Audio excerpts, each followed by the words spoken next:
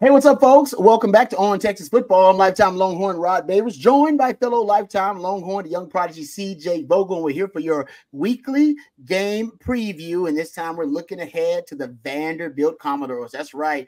This is crazy. In fact, the top 25 ranked Vanderbilt Commodores. Let me just say that because it's been a while, CJ. It's actually been since 2013 was the last time Vanderbilt was ranked. I believe James Franklin was the head coach around that time. Also, best start for Vanderbilt through 7 games since 2008, 5-2 through their first 7 games.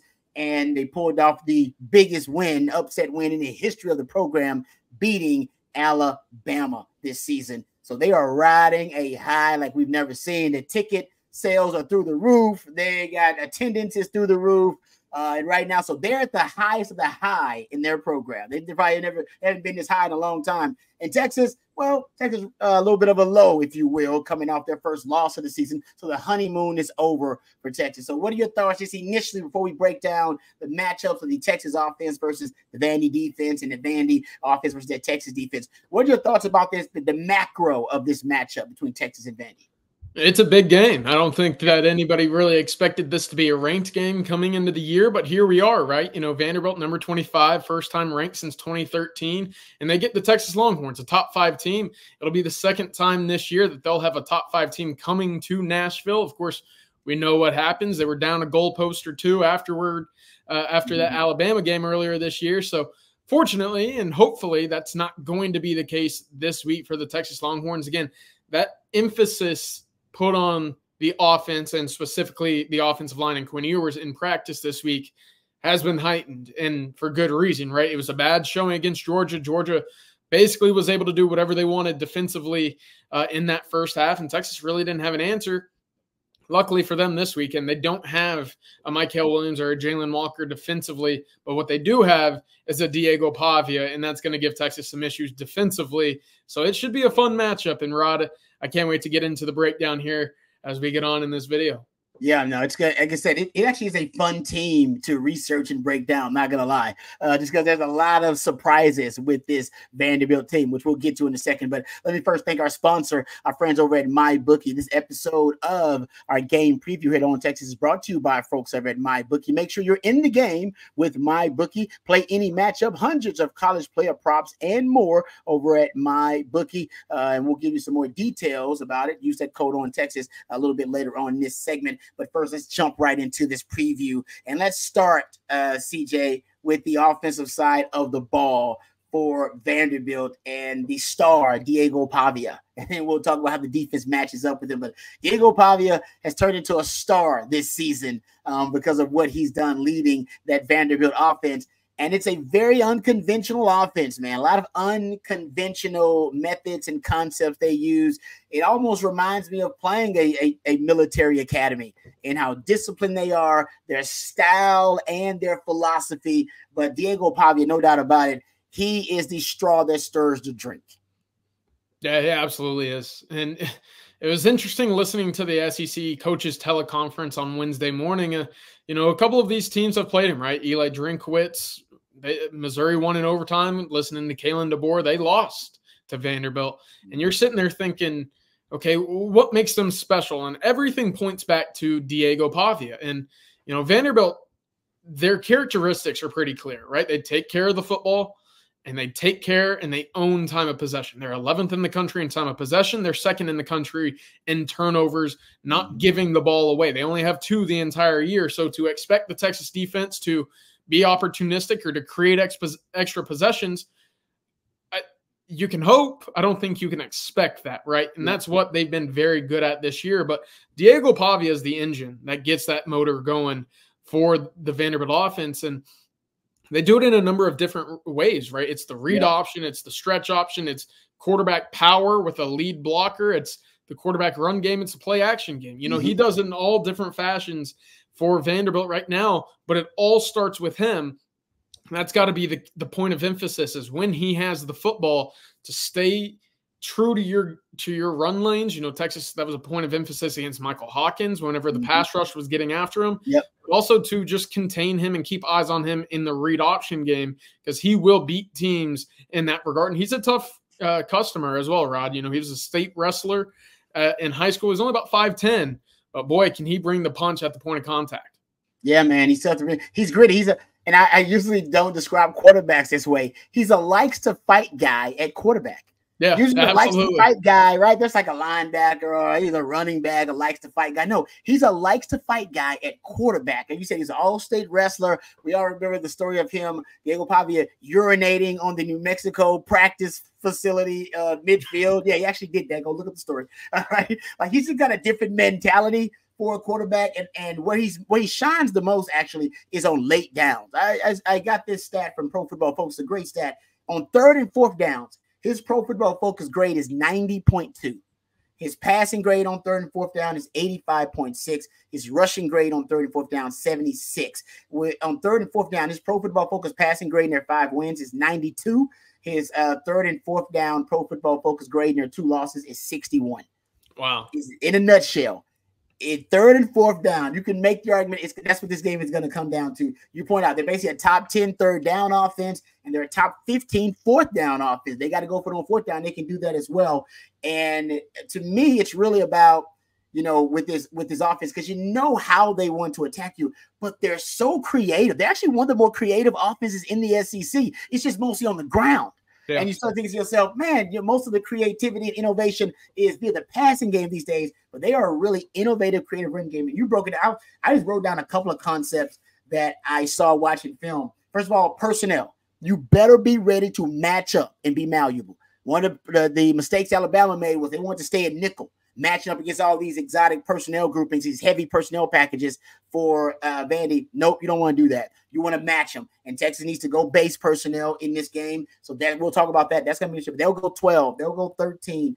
They'll go 30. They'll go 21. They'll go heavier personnel groupings, try to give them a boost in the running game. But, man, I've seen same side split zone, quarter QB draw. They go inside zone, read, inside zone slam, inside zone triple option. They go power veer. They had the quarterback keeper counter they broke out. The triple option, as you pointed out, quarterback draw RPO. I mean, it's all over the place, man. They got all types of little funky concepts. So if you're a Texas in the running game and you're trying to make sure that you are game planning and you're malleable enough against this offense, I think one of the big things is making sure you're disciplined in your gaps, gap integrity. And I wouldn't mind, CJ, even though you're not threatened by their wide receivers and skill positions beating your DBs, I think I want my DBs with eyes on the QB. I think Pavia may be that dangerous where I need guys with eyes on the quarterback in case he breaks a play, in case he shakes a guy in the open field. So I'm with you. I like the double spy if we know he's going to throw, but you never know when they're going to throw. They do a great job of staying out of predictable passing situations, because when they are in a predictable pass situation, their playbook shrinks to about 1/5 of what it usually is. But if they get into a 3rd and medium and a 3rd and short, the playbook is wide open. In that case, I want eyes on the quarterback. So I want the Texas will play a lot more zone, just so all 11 can be looking at Pavia at all times. It's going to be huge. That's the key for Texas defensively, is to win first down, to keep them behind the chains. Tackles for loss are going to be rare against this offensive rushing attack. However, if you're able to limit that to a 1st or 2nd down gain of 1 or 2, and you're working with a 3rd and long or a 3rd and 5 or 6, that changes what they're able to do. Fortunately for Vanderbilt and unfortunately for Texas, Diego Pavia and Cedric Alexander, Rod, they're so good at gaining those extra 1 to 2 yards after contact, right? That's one of the things where you watch the film, Diego Pavia turns a 3rd and 8, or what would have been a 3rd and 8, into about a 3rd and 5. Yep. And that, again, to your point, opens up so much more of what they're able to do, because, again, against a Texas defense, against an Alabama defense, against even a Missouri defense, if you're able to convert 5 yards, or at least stare at a 5-yard, necessary need to gain, that's so much different than 8 or 9. And that's, again, what they've been able to do so far this year. You look back at the Alabama game, owning time of possession 42-18. Alabama was able to score, about 40 points in that game? They did so in 18 minutes. That's actually really impressive from the Alabama offense, but it's more a testament to the level of game that Vanderbilt was able to play, saying they got up by a score, then they got up by 2 scores, and they said, you know what, the rest of this game is going to be dictated by what we can do offensively. And for that reason, Alabama was never able to get off the field and kind of even that thing up. And that was all because of what they were able to do on early downs. And that's got to be key for the Longhorns. I wouldn't hate seeing a Mo Blackwell in the box. I wouldn't hate seeing a Bill Norton with a Low Lane and Alfred Collins or Vernon Broughton, all on the same defensive line there and kind of a bear look. And we saw that earlier in the year. Maybe that was a precursor for this week. Maybe it was a precursor against Kentucky or Arkansas or A&M later. But this has to be a game where Texas limits the run and gets off the field, or at least lengthens, what Vanderbilt has to do on obvious passing situations on third down. Yep, love that idea. I mean, it was Michigan, right? We saw that bear front. They broke out that 3D tackle package that you're talking about. Basically, it was 3D tackles where the D linemen had those overhangs on the outside. Sometimes it was a penny front, where they would have 5 across the board, 3 down with a middle linebacker, 2 overhangs. But I like what you said about the bear front as well. We saw that. So I'm with you. I think there are a few concepts that we've seen from Texas already. The penny front, the bear front, that 3D tackle look that you'll see versus that I'm pretty sure you'll see versus Vandy, because it just makes sense. The double spy, if you can get them in a passing situation with double spies like Anthony Hill, LaFau, or even Colin Simmons there. So I expect for Johnny Nansen and PK to really have this Texas defense ready to go in terms of the different looks and different iterations they can throw out there to try to defend this really, really unconventional rushing attack for Vanderbilt. Let me ask you this, because you talked about tackles for loss. I think they are, last time I looked, they were 40. Yeah, they're like 46th in tackles for loss allowed. So they're not bad. They're not necessarily great. They don't give up a lot of negative plays, period. Would you run blitz if you can't get enough penetration organically early on, and say they are getting 3 yards in a cloud of dust, which is basically what all they want? Think Mississippi State first quarter against Texas. That's basically what they want. Milk the clock, 6-7 play drive. They can get 6-7 minute drive. They can get that. They're golden. Yeah. Would you run blitz a little bit, try to get in the backfield and force a negative play? Because you get one negative play against them and get them behind the chains, man, that's all bets are off for this offense. Would you do that? Johnny Nansen and PK don't do it very often. Yeah, they don't. The issue with that is, and we've seen it so far with Vanderbilt, is, you miss on that block or you miss on that blitz and a gap gets open. Now they're in a very favorable, spot moving forward. That's the risk you run. Texas has been good in my eyes in terms of finding ways to create negative plays. But again, they've been very leaky this year in terms of stopping the run in general. And that has kind of come back to bite them at times this year, right? You look at Mississippi State, you look at Colorado State, even early in the year, some of these teams that were able to run the ball effectively, it kind of threw off that Texas defense, Rod. And that's kind of where I'd like to play that base. Just listen, here's what we're going to do. If you want to run against this front and have success consistently, good luck. Like, beat us that way. What they don't do very well, Rod, is the explosive play. So again, if you want to play the bend but don't break, that makes those offensive drives so much more valuable for Texas. But listen, they have 90 plays this year of 10 yards or more. That's 90th in the country. Texas, on the other hand, has 106. That's good for 38th. But on the 20-yard plays, this is where the big difference is. Vanderbilt has 26 plays of 20 yards or more this year.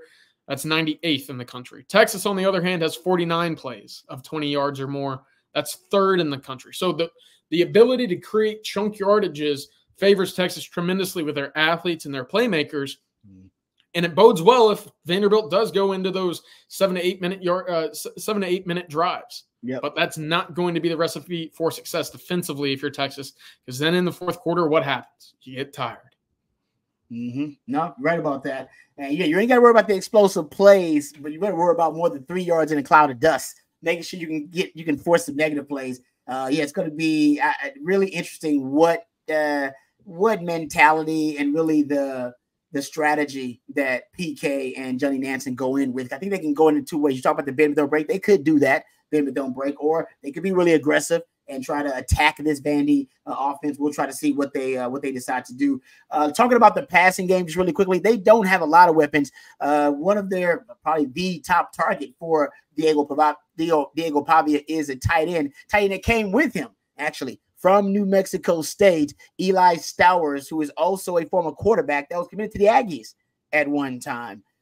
We haven't talked about this a lot, but it is interesting what Clark Lee did We've seen coaches go poach other coaches. Coaches, obviously poach players via the transfer portal from a school. We've seen that before. I think we've even seen a coach and a player, travel together too. But man, the amount of talent that Clark Lee took from New Mexico State, I feel like that's unprecedented because he took the starting quarterback, took the tight end Eli Stowers, then took the head coach who turned out to be a consultant for him, took the OC, took one of the DC, took a quarterback coach, a running back coach. They just basically took the nucleus of New Mexico State. And that is honestly the lifeblood of this turnaround and reinvention of Vanderbilt football was basically a really good New Mexico State squad. That was a 10-5, I believe, that year. And Diego Pavia was the conference player of the year.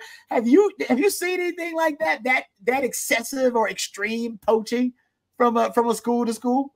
It's very rare. The one instance that I can point to that happened this offseason actually is Indiana. Curt Cignetti from James Madison took about 15 players from that JMU team, which I think won 11-1 or 10-2 in the regular season last year.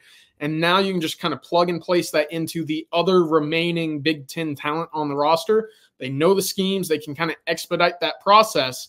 And you're seeing that with Vanderbilt here. But, of course, in Indiana's instance, your recruiting was Indiana talent. Now Cignetti expediting that process of the scheme and what's expected there, that culture is implemented earlier. Indiana's 7-0 right now and number 12 in the country. So it's working there and it's working right now for Vanderbilt because, again, this is a different Vanderbilt program than what we've seen. It starts with Diego Pavia, and obviously his sidekick there is Eli Stowers on the offensive side of the ball, leading the team in receiving yards. It helps when you have guys that are familiar with the system and can plug in to the other SEC caliber talent that's already on the roster. Yeah, it's fascinating. It's a good point bringing up that Indiana example. You've been on that Indiana bandwagon from the jump. I'll give you this credit. Way back, like week 1 or 2. He was like, y'all should watch Indiana. I'm like, shut up, CJ. I was watching Indiana. Turns out he was right on the money there. Rob, by now, I think folks, anytime I hear me say Indiana, I think they just turn off the show. I think they're so sick of it. Hey, I will say you was right on the money there. I did not expect Indiana to be one of those stories, but CJ saw it coming. Let's jump to the other side of things. For Vanderbilt, let's talk about that Texas offense versus the Vanderbilt defense. I'll throw out there Vanderbilt is expecting to get a couple of starters back. Actually, saw this. I saw Clark Lee talking about it in his weekly press conference, weekly media availability. He says that Langston Patterson and Miles Capers. Langston Patterson is a linebacker, was starting linebacker for them, and a starting edge rusher, Miles Capers. They are expected to be back this week. Miles Capers, he has missed the last 2 weeks. He was second on the team in tackles for loss, third on the team in sacks. Also had a sack fumble actually against Jalen Milroe in that Alabama game. And then Patterson, he's been out for the last 2 weeks as well. He actually is third on the team in tackles. He led the team in tackles last season. So he's a baller for him as well. They're expecting both of those guys back.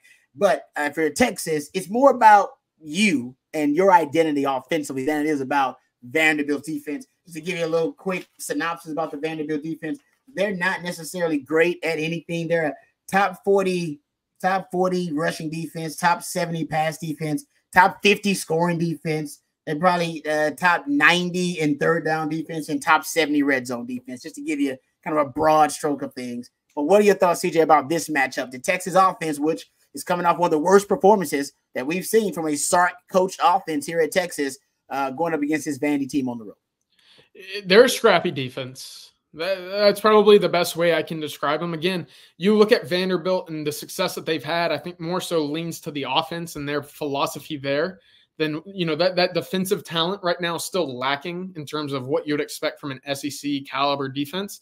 With that said, they're scrappy and they'll fight, right? It took overtime and 30 points from Missouri to beat Vanderbilt this year. A missed 27-yard field goal, I think, is what was actually the nail in the coffin for Vanderbilt in that game. Alabama, I mentioned it, only about 7 or 8 possessions, 40 points, 18 minutes, 36 points from Georgia State. Teams can score points against this team. The issue is Texas finding its own rhythm. And I think this game is going to be more within the battle against themselves this week for Texas than the battle against the opposing team. And that starts with Quinn Ewers, and that starts with the offensive line. Vanderbilt can get after the quarterback a pretty good bit, right? Miles Capers, Linus Zunk, I think is his name, on the edge there, and then Sidnor off the other edge. They got guys that can get to the quarterback. But with this Texas offensive line, I think there's going to be a big emphasis of, hey, this is a reputation game. This is a look in the mirror and say, what kind of man are you? Because you just got whooped a week ago. Is that what you're going to be the rest of the year? Or are you going to come back against Vanderbilt, get back on the right foot, go to the bye week, and then recoup for that final phase of the regular season? I think that's going to be the big emphasis this week in practice. For Quinn Ewers, I mean, the heat is turned up pretty high right now. Yeah, it is, man. What kind of quarterback are you going to be when the pressure is at its highest? Because you could probably argue, that Georgia game was pretty ugly. I'm not going to deny that. But you could argue the expectation and the pressure coming into this game might be higher than what it was going into that Georgia game, because now it's not just, you're a good quarterback. Let's see how you fit, kind of stack up against Carson Beck in a head-to-head. Now it's, are you a good quarterback? Is this your job for the rest of the year? It's time to put up or shut up if you're Quinn Ewers. And, against a defense like this that allows a lot of points, you've got to go prove it again. This has to be a game where Texas is in the 40s for everything to be all willy-nilly, carefree moving into the bye. Just a big sigh of relief for everybody. And I think that they can do it, but it starts with Quinn Ewers.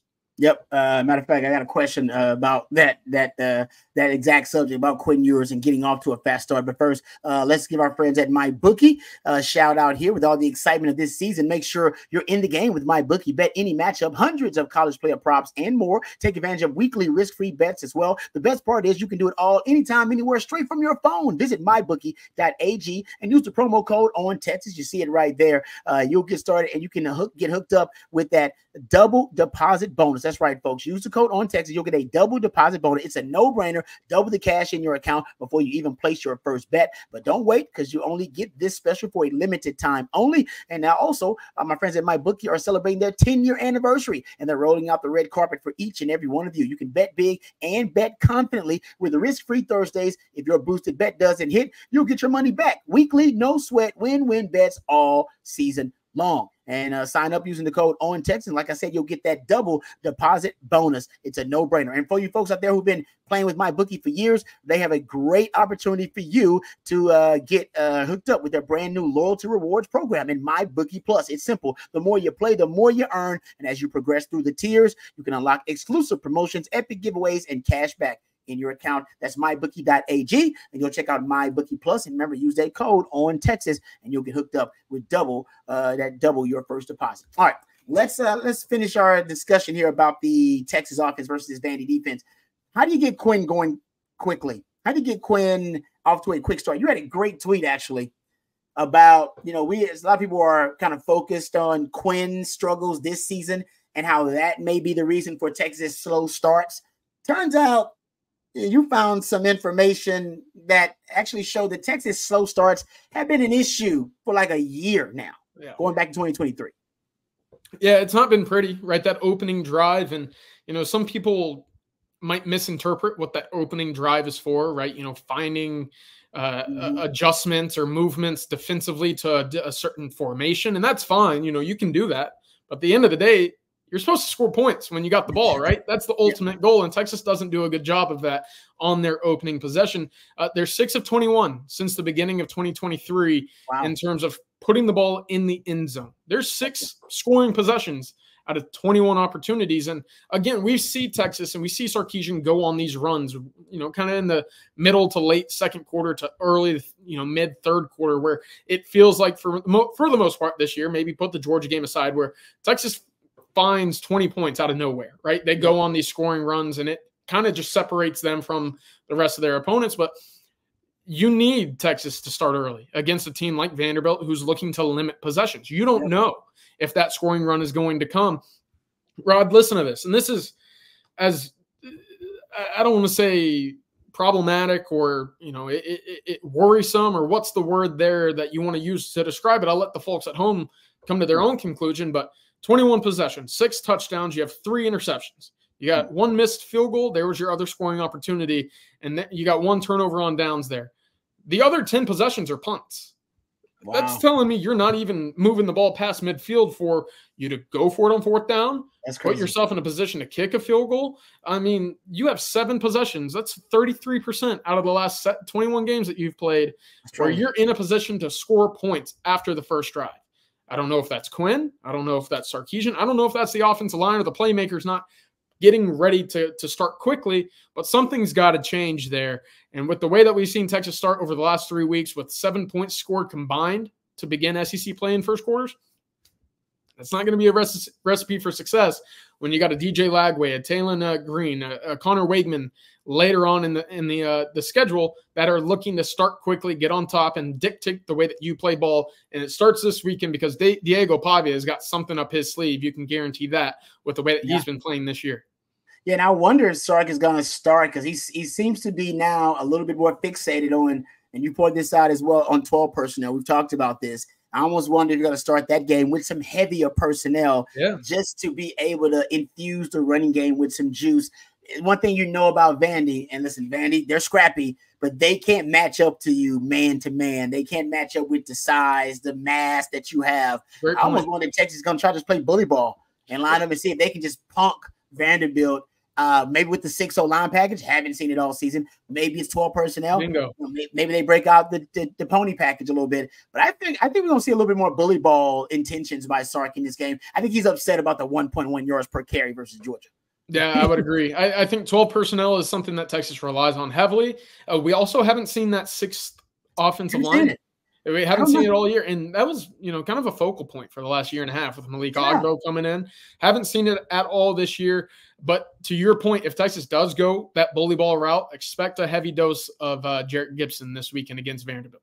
Oh, yeah, that's a good point. Yeah, he's your bully ball back if you want to go that route as well. No question. I'll throw this out there, too. One thing to keep in mind, if I am Vanderbilt, there ain't a lot of weaknesses to attack on the Texas defense. Jelani McDonald, you are, just so you know, you are the weakest link. You are not weak, but on this defense, you're the weakest link. You're so unproven. They're going to come up with specific game plans, right, CJ, to target him. His eye discipline and try to get him sucked into the box. That, I think, part of their game plan is going to be trying to attack Jelani McDonald. There should be a contingency plan in case Jelani McDonald is not up to the task. I think he will be. But if he's not, there should be a contingency plan. Is Jahdae Barron going to be the contingency plan is the question. That's a good point. Mississippi State's, eyes widen. They got real bright anytime Gavin Holmes is on the field. And that's just because you're unproven at this level, right? Exactly. You've played, but you've not played every snap. You've not been relied upon to be a playmaker for the Texas defense. And that's where they say, new guy on the field, let's go after him. Let's test him a little bit. That's where I'm exactly with you, Rob. That's a great point on Jelani. Yeah, I think he will be up to the task, but I think coaches, you have to plan for the worst. You hope for the best, but you plan for the worst. All right. Thank you, CJ, for all the knowledge. Great breakdown there as usual. Hopefully next time we have a game preview, we're talking about a win for the Texas Longhorns. Thank you to our friends over at MyBookie as well. Thank you to all you guys out there for listening and for watching. And until next time, hook 'em horns.